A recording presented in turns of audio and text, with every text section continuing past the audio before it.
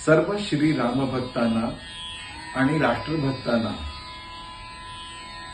जय श्रीराम।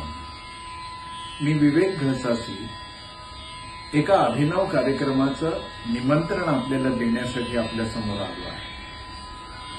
रामरक्षा देशासाठी एक सकाळ रामासाठी दिनांक 14 जानेवारीला सप महाविद्यालयाच्या मैदानावर सकाळी 7:30 वाजता या विश्वविक्रमी होऊ शकणाऱ्या कार्यक्रमासाठी आपण सगळ्यांनी यावं असं आवाहन मी करतो आहे। 22 जानेवारी 2024 या राष्ट्रीय अस्मितेच्या जागृतीतला उत्थानाचा महाक्षण आहे। अयोध्येच्या राम जन्मभूमीवर एका भव्य अशा मंदिरामध्ये सुंदर देखण्या आकर्षक गर्भगृहात तुमचे माझे आपल्या सगळ्यांचे प्राणप्रिय रामलला प्रतिष्ठित होणार आहे। राष्ट्रीय उत्थानाचा पुरुषार्थाचा हा क्षण हा काही सहजासहजी आपल्या वाट्याला आलेला नाही। 500 वर्षाहून अधिक काळ अनेक लोकांनी संघर्ष केलेला आहे।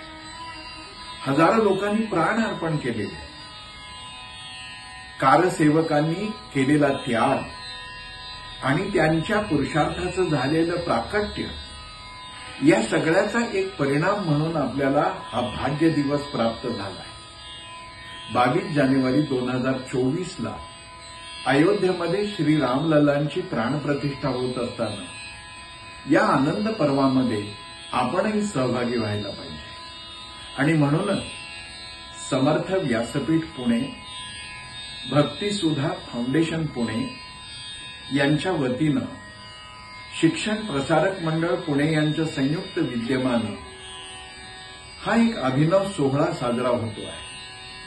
श्री रामरक्षा पठण आणि राम नाम जप सोहळा या कार्यक्रमाचे निमंत्रक आहेत हेमंत रासने, सरचिटणीस श्रीमंत दगडूशेठ हलवाई गणपती ट्रस्ट। आणखीन एक गोष्ट या दिवशी आपल्याला करायची आहे। संक्रांतीच्या आदल्या दिवशी एका राष्ट्रीय संक्रमणामध्ये आपण सहभागी होत असताना म्हणजे 14 जानेवारीला सकाळी बरोबर 7:30 वाजता सप महाविद्यालयाच्या मैदानात येत असताना एका कागदावर 108 वेळा श्रीराम नामाचा जप लिहून आणायचा।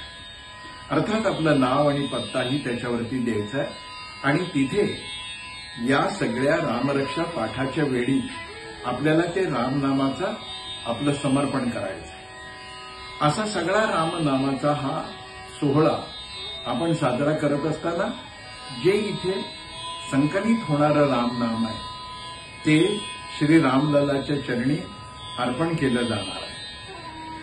पुणे शहर आणि परिसरातील सगळ्या देवभक्त आणि देशभक्तांना मी आवाहन करतो, मनापासून आमंत्रण देतो की 14 जानेवारी सकाळी 7:30 वाजता आपण सगळे सामूहिक रामरक्षा पठणासाठी यावं। रामरक्षा देशासाठी एक सकाळ रामासाठी आम्ही आपली वाट पाहत आहोत।